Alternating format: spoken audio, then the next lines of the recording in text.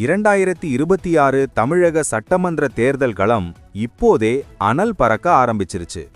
இன்னைக்கு சென்னை ராயப்பேட்டையில் இருக்கிற அதிமுக தலைமை அலுவலகத்துல ஒரு முக்கியமான சம்பவம் நடந்திருக்கு. அதிமுக பொதுச் செயலாளர் எடப்பாடி பழனிசாமி இபிஎஸ் 2026 தேர்தலுக்கான அதிமுகவின் தேர்தல் அறிக்கையை அதிகாரப்பூர்வமா வெளியிட்டிருக்காரு. எல்லோருக்கும் எல்லாம் கிடைக்கணும் அப்படிங்கிற ஒரு தொலைநோக்கு பார்வையோட மொத்தம் 297 வாக்குறுதிகளை இந்த அறிக்கையில கொடுத்திருக்காங்க. இது வெறும் தேர்தல் அறிக்கைதானா இல்ல தமிழக அரசியல்ல ஒரு பெரிய மாற்றத்தை உருவாக்க போற ஆவணமா அப்படிங்கிறது தான் நாம இந்த வீடியோவில் ஆழமா பார்க்க போறோம். இதுல இருக்கிற ஒவ்வொரு திட்டமும் சாமானிய மக்களோட வாழ்க்கையில நேரடியா தாக்கத்தை ஏற்படுத்தக்கூடியது. குறிப்பா குடும்ப தலைவிகளுக்கு மாதம் 2000 ரூபாய் கொடுக்கிற குல விளக்கு திட்டம் முதல் 10,000 ரூபாய் விலைவாசி நிவாரண நிதி வரை பல அதிரடி அறிவிப்புகள் இதுல இருக்கு. சரி, இந்த தேர்தல் அறிக்கையோட பின்னணியை முதல்ல பார்க்கலாம். இன்னைக்கு மார்ச் 24, 2026 செவ்வாய்க்கிழமை. தேர்தல் தேதி அறிவிக்கப்பட்டு எல்லா கட்சிகளும் தங்களோட பலத்தை நிரூபிக்க ரெடியாகிட்டு இருக்காங்க. அடுத்த மாசம் ஏப்ரல் 23ஆம் தேதி ஒரே கட்டமா தேர்தல் நடக்க போகுது. இந்த நிலையில எடப்பாடி பழனிசாமி வெளியிட்டிருக்கிற இந்த 297 வாக்குறுதிகள் மக்களோட கவனத்தை மொத்தமா அதிமுக பக்கம் திருப்பி இருக்குன்னு தான் சொல்லணும். இந்த அறிக்கையை வெளியிடும்போது எடப்பாடி பழனிசாமி ஒரு விஷயத்தை ரொம்ப அழுத்தமா சொன்னாரு. தற்போதைய திமுக ஆட்சியை கமிஷன், கலெக்ஷன், கரப்ஷன் ஆட்சி அப்படின்னு விமர்சனம் செஞ்சாரு. இதையெல்லாம் மாத்தி தமிழக பொருளாதாரத்தை மீட்கத்தான் இந்த மக்களுக்கான ஆவணம் அப்படின்னு அவர் குறிப்பிட்டிருக்காரு. இதுல இருக்கிற முக்கியமான திட்டங்களை ஒன்னொன்னா இப்போ அலசுவோம். முதல்ல பெண்கள் மனசை கவரக்கூடிய குலவிளக்கு திட்டம்.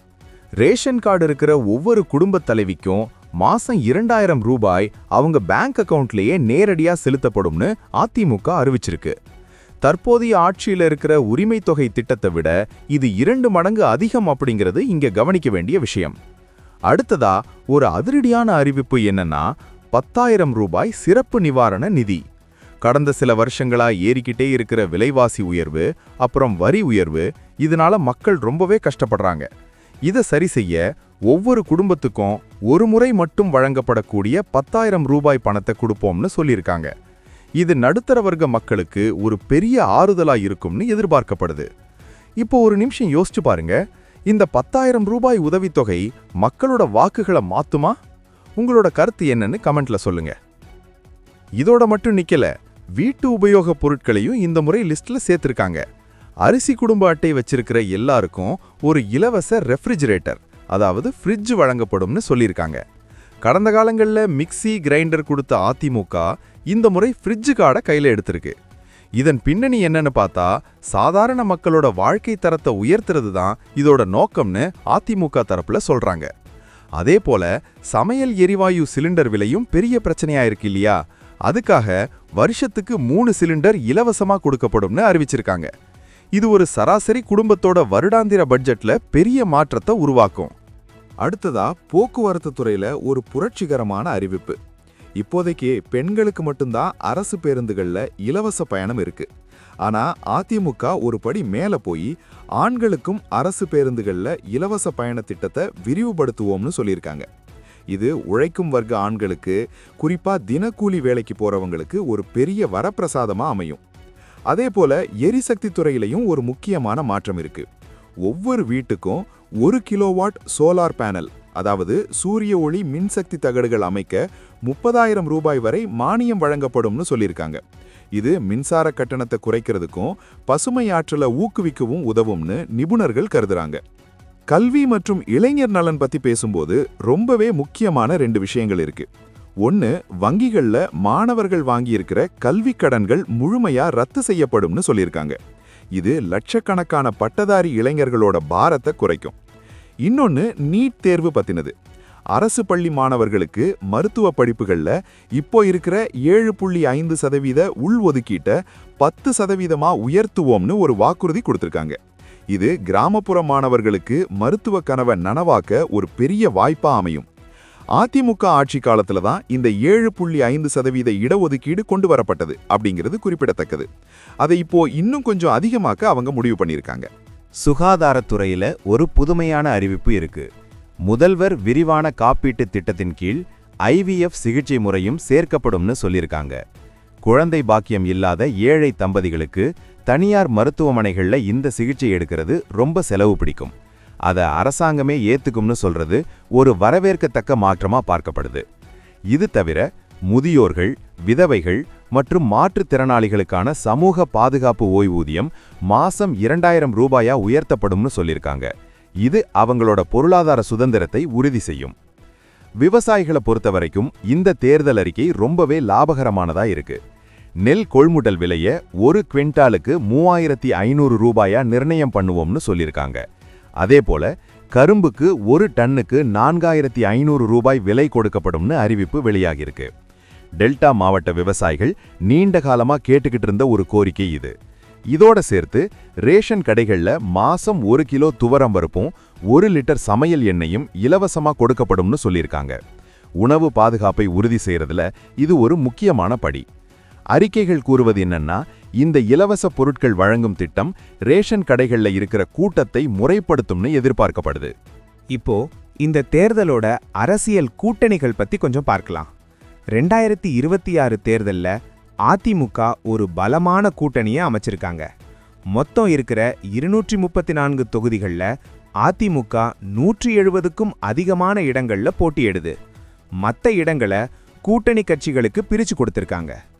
பாரதிய ஜனதா கட்சிக்கு 27 இடங்களும், பாட்டாளி மக்கள் கட்சிக்கு 18 இடங்களும் ஒதுக்கப்பட்டிருக்கு. அப்புறம் டிடிவி தினகரனோட அமமுக கட்சிக்கு 11 இடங்கள் கொடுக்கப்பட்டிருக்கு. இது ஒரு நிலையான கூட்டணி அமைப்பா அதிமுக பார்க்குது. மார்ச் 24 ஆன இன்னைக்கு இந்த தேர்தல் அறிக்கை வெளியானதுக்கு அப்புறம் அதிமுக தொண்டர்கள் மத்தியில ஒரு பெரிய உற்சாகம் தெரிஞ்சுது. சரி, இந்த வாக்குறுதிகள் எல்லாம் நடைமுறைக்கு வருமா அப்படிங்கிற கேள்வி பலருக்கும் இருக்கும். சில ஊடகங்கள் தெரிவிப்பது என்னன்னா, இவ்வளவு பெரிய நிதியை திரட்டுறது அரசாங்கத்துக்கு ஒரு சவாலா இருக்கலாம்.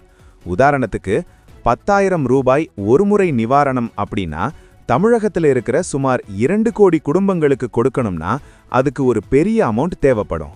ஆனா அதிமுக தரப்புல என்ன சொல்றாங்கன்னா, நிர்வாக செலவுகளை குறைச்சு ஊழலை ஒழிச்சாலே இந்த பணத்தை மக்களுக்கே கொடுக்க முடியும்னு சொல்றாங்க. இதோட பின்னணி என்னன்னு பார்த்தா, தமிழகத்தோட கடனை சீர் செஞ்சு வருமானத்தை பெருக்க தனி திட்டம் வச்சிருக்கிறதா எடப்பாடி பழனிசாமி சொல்லியிருக்காரு. இப்போ இந்த தேர்தல் அறிக்கையில இருக்கிற சில மைக்ரோ விஷயங்களை கவனிப்போம். 297 வாக்குறுதிகள்ல சின்ன சின்ன விஷயங்களுக்கு முக்கியத்துவம் கொடுத்திருக்காங்க. உதாரணத்துக்கு நெசவாளர்களுக்கு இலவச மின்சாரம் உயர்வு, மீனவர்களுக்கான டீசல் மானியம் அதிகரிப்பு, இதெல்லாம் அந்தந்த பகுதி மக்களோட வாழ்வாதாரத்தை உயர்த்தும்.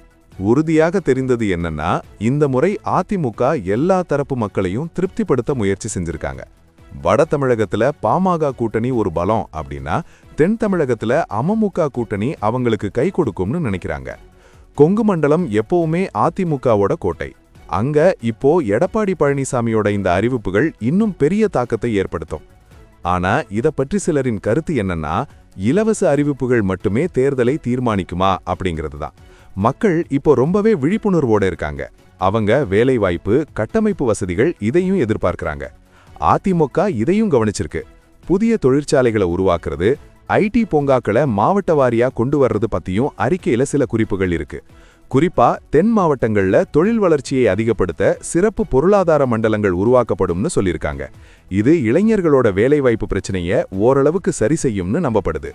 இந்த தேர்தல் அறிக்கையோட ஒரு ஹைலைட் என்னன்னா, அரசு ஊழியர்களுக்கான பழைய ஓய்வூதிய திட்டம் OPS பத்தின அறிவிப்பு. இதை பத்தி அவங்க விரிவான ஆய்வு செஞ்சு தகுந்த நடவடிக்கை எடுப்போம்னு சொல்லியிருக்காங்க. அரசு ஊழியர்களோட ஆதரவு தேர்தல்ல ரொம்ப முக்கியங்கிறது அதிமுகவுக்கு நல்லாவே தெரியும். அதேபோல காவல்துறையினருக்கு வார விடுமுறை, அவங்களுக்கான பணி சுமையை குறைக்கிறது, இதை பத்தியும் வாக்குறுதிகள் இருக்கு. சமூக பாதுகாப்பு ஓய்வூதியத்தை 2000 ரூபாயா உயர்த்துறது முதியோர்கள் மத்தியில ஒரு பெரிய வரவேற்பு பெறும். ஏன்னா இப்போ இருக்கிற விலைவாசியில 1000 ரூபாய்ங்கிறது ஒண்ணுமே இல்லாம போயிடுச்சு. தேர்தலுக்கு இன்னும் சரியா ஒரு மாசம்தான் இருக்கு. ஏப்ரல் 23ஆம் தேதி வாக்குப்பதிவு, மே 4ஆம் தேதி முடிவுகள் தெரிய வரும். இந்த இடைப்பட்ட காலத்துல அதிமுகவோட இந்த 297 வாக்குறுதிகள் மக்களோட மனசுல எப்படி பதிய போகுதுங்கிறது தான் மேட்டர். எடப்பாடி பழனிசாமி தமிழகம் முழுக்க சூறாவளி சுற்றுப்பயணம் செய்ய பிளான் பண்ணியிருக்காரு.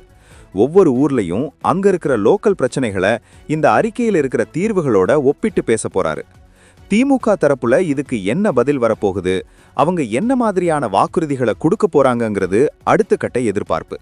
இப்போதைக்கு அதிமுக ஒரு அடி முன்னாடி எடுத்து வச்சிருக்காங்க.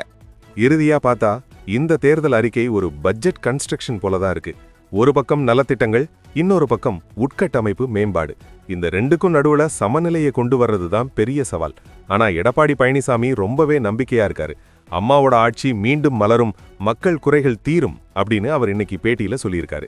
அதிமுக, பாஜக, பாமக, அமமுக கூட்டணி ஒரு மெகா கூட்டணியா களமிறங்கிறதுனால போட்டி ரொம்பவே பலமா இருக்கும்னு அரசியல் விமர்சகர்கள் சொல்றாங்க. தமிழக மக்களோட தீர்ப்பு என்னவா இருக்கும், அது ஏப்ரல் 23 தான் தெரியும். நாம இன்னைக்கு பார்த்த இந்த அதிமுக தேர்தல் அறிக்கையில உங்களுக்கு பிடிச்ச ஒரு திட்டம் இது, இல்ல இதுல வேற என்ன சேர்த்திருக்கலாம்னு நீங்க நினைக்கிறீங்க? மறக்காம உங்களோட எண்ணங்களை கமெண்ட்ல சொல்லுங்க. இந்த வீடியோ உங்களுக்கு பயனுள்ளதா இருந்தா உங்க நண்பர்களுக்கும் ஷேர் பண்ணுங்க. தமிழக தேர்தல் 2026 பத்தின இன்னும் பல சுவாரஸ்யமான தகவல்களோட உங்களை அடுத்த வீடியோல சந்திக்கிறேன். நன்றி.